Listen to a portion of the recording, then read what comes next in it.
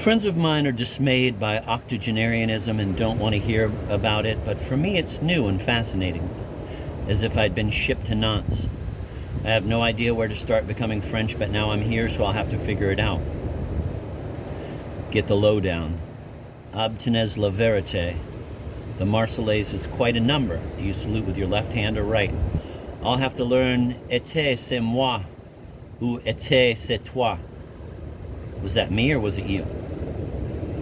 Je vais bien. Je ne peux pas me plaindre. I'm okay, can't complain. Quoi de neuf? Bouton d'or. What's up, Buttercup? Avoir un emprise. Get a grip. When I was young, I didn't consider old age an attractive option because it meant crankiness and complaints about what are these kids doing on my lawn. But old age came along anyway, so now I try to accept change. The old warehouse printing district of Minneapolis, where ink-stained men trundled giant rolls of paper into the big presses and the ground shook as the presses turned and truckloads of seed catalogs and hunting magazines pulled out onto Washington Avenue, now is the condo, espresso, IT district, where highly caffeinated people stare at screens and conceptualize. I know few people who work with their hands, just their fingers. Me too. I got a computer, and shortly thereafter my typewriter went into the closet and the door was closed. The computer made a squiggly blue line under levetiracetum until I spelled it correctly. Levitiracetum. The typewriter didn't care one way or the other. Google, quote, "Thou preparest a table before me in the presence of mine enemies," end of quote. And it will give you the whole psalm, and if you poke around, you'll find that David the psalmist, having seen the naked Bathsheba, seduced her and then sent her husband into battle to die. In other words, the guy who wrote "The Lord is my shepherd, I shall not want" could be a real jerk, and his shepherd must have wanted to throw him off a cliff, but did not.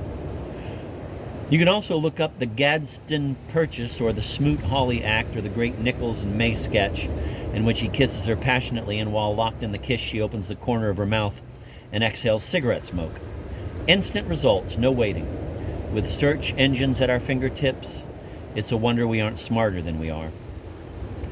My dad got his exercise by gardening and doing carpentry and working on his car, and my mom did squats and stretches, vacuuming and scrubbing and checking on pies in the oven. Now people hire personal trainers to coach them to do stuff that once was necessary to maintain civilized life. Maybe our grandkids will own butt bots to wipe themselves and also brush their teeth. I take no position for or against this, but I'm glad to be living now and not somewhere in the future. Somewhere in the future tense when innovations will likely appear that would horrify me if I were alive, which I won't be, so what's the problem?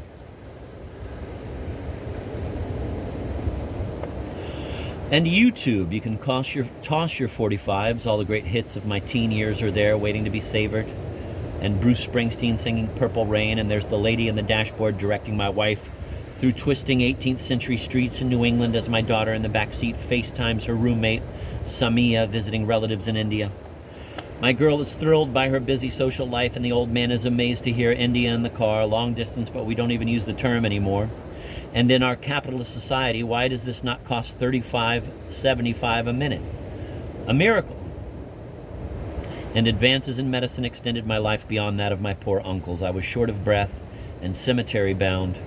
There were bouquets of lilies with my name on them. The minister was looking forward to a good crowd.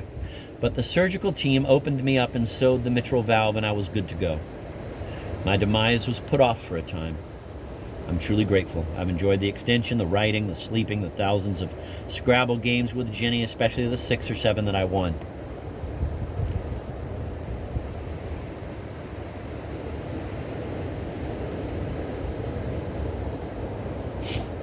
Several of us old grumblers like to meet for lunch at a cafe in an old part of town where young people go, and one sees signs of incipient romance, couples venturing into conversation, leaning toward each other, putting a hand on the other's arm. We watch, we remember.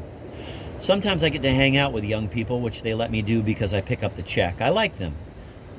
They're warped forward, all about today and tomorrow, and the 60s are way back next door to the Civil War. I enjoy listening to them talk. Sketchy. I like that word. That's sketchy. Girls say to another girl, "Hey, lady." And they say to a guy, "Just man up." "Where you at?" "I'm all stressed." "Well, get over it." Blah, blah, blah. Keep things light. Dating is too serious, so they hang out. They say too much information, TMI, too much drama. They love the word actually. Actually, they do, but also ironically. Really? You try to BS them, they say. Shut up. No way. Whatever. Take a chill pill. Get a life. I love that. We didn't say get a life back in my day. It just wasn't available. I don't care for OMG or awesome. It's so over. But get a life? That is perfect. Sweet. They're sweet kids. They're good to go. Totally. My generation never said totally. We didn't dare think in terms of entirety. We enjoyed the good parts of the movie. It was okay. But now you can be totally into it, all over it. It's awesome. We knew the word awesome, but never said it. But now I'm 80. I've got a life. More life than anyone else at this table. I'm into it, totally. Scarcity makes the days awesome. So deal with it. And the waitress slips me the check, and I totally pay it. Gladly, really.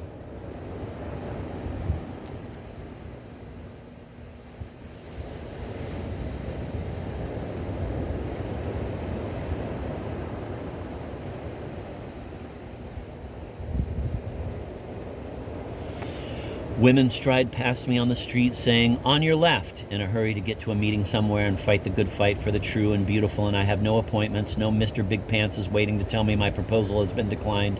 I'm free as a kid. I could hop on the A train and ride out to Far Rockaway and watch the Atlantic roll in on the shore and observe planes descending toward JFK, and I wouldn't even need to invent an excuse. Instead, I board the downtown C train, and a young woman boards and stands in front of me, her black tights and dancerly legs, her tank top. And I look at her face for the 3 seconds permissible, and she is actually quite standout beautiful. She studies me for any indications of perversity and then seats herself next to me, 4 inches apart. I wish she'd say, "I loved your radio show," but no such luck. I'd like to strike up a conversation, one friendly guy talking to his neighbor, and I think about it. How's your day going so far? And no reasonable neighborly line comes to mind. Are you a dancer? You look so much like Shirley MacLaine. And she'd say, "Who?" Get over yourself, I think, and I do. A woman who looks like her gets more than enough noise from men, so why be one more irritation? She's probably stuck in a stupid job, manning, womaning the information desk in a lobby in Midtown, waiting to get called for an audition. She's an actor, and she came from Utah 4 months ago and lives in a 5th-floor walk-up with 3 roommates, one with a drug problem and another with a sick cat and a bad boyfriend, and she's thinking of ditching them and finding a new place. And she knows a boring guy who is interested in a romantic relationship. And what do I possibly have to contribute to all this? Nothing. I'd like to offer encouragement, but I'm afraid it would strike her as weird, and that would be dreadful. And she can hear me thinking, and she gets off at 50th and I at 42nd. 2 lives meet briefly and part without a word spoken.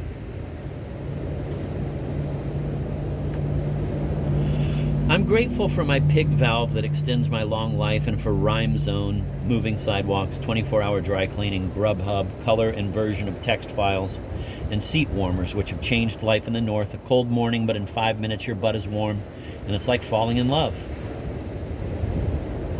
Some other new developments I ignore. Back in my day, only carnival workers and former felons wore tattoos, and now half the young women I see do. Okay then, in my day you said thank you, and they said you're welcome. Now they say no problem. I grew up in a household where profanity never raised its blunt head, and now very nice children talk like angry truckers. I ignore it. People come to visit, and every few minutes they check their phone for messages. I make no comment. Some of my heroes are dead, but I keep finding new ones, like my friend Heather, who a few years ago came to New York to sing at the Blue Note downtown, bringing her 1-year-old daughter, who was taking steps, holding onto a chair, launching out across the floor to her mama, her comforter, dairy bar, wiper, valet. And when she arrived at her mother's pant leg, the child looked up at me to make sure I noticed. The mother did the gig, arose cheerfully to catch an early flight home, packed up a stroller, folding crib, suitcase, backpack, headed out the door with an independent-minded toddler, no problem. It was a vision of cheerful competence, such as keeps the trains running and the hospitals open and the schools sending out cheerful replacements into the world.